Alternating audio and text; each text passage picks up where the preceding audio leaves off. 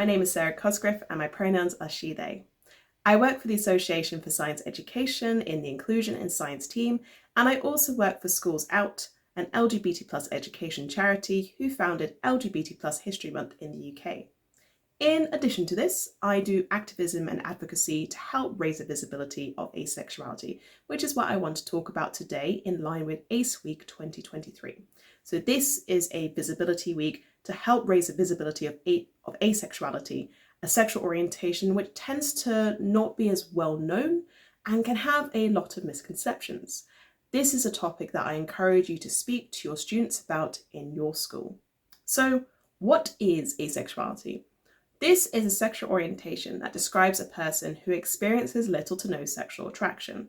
This is what tends to be the asexual community's definition. A definition that I personally prefer, which is a little bit longer, is a person who experiences little to no sexual attraction and or sexual desire. The reason why I like using this definition is that it's a bit broader, it can help describe the diverse range of experiences that we have within our community just a bit better. There is also an asexual or asexuality or ace spectrum, and under this there are different micro-labels. The most commonly mentioned, although there are quite a few, but the most commonly mentioned ones are grey asexual or grey ace and demisexual. And these micro-labels can be really useful to help describe specific experiences that people have. Various reports will quote different statistics for the number of asexual people in a population. In the Rainbow Britain report published last year by Stonewall, they found that around 2% of respondents are ace. Now 2% can sound like a tiny number of people, but let's scale it up to a UK population of 67 million people, and that is then 1.34 million people who are ace. If you then start to compare across the different generations, you will tend to see that Gen Z are the most likely to identify as ace. So 5% in this report do. And there are a few different reasons why we see younger generations be more likely to identify as ace. One reason is an increased awareness that we have around understanding asexuality. So for me personally, I didn't know I was ace until I was 31. And I now know because of that raised awareness we've seen in particular in the last 20 years. But the reason why I didn't know it sooner is that we didn't talk about it in school. And most of my school education was during Section 28. So a piece of advice I'd like to give to you is to talk to your young people about asexuality.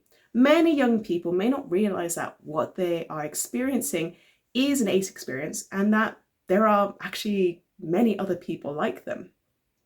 You also may have young people in your school, your classrooms, an LGBTQ plus student group if you have one, who are ace and may not feel like they can talk about it.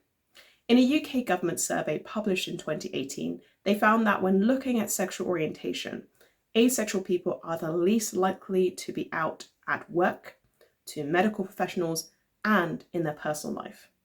Often aces get asked inappropriate questions when they come out to different people.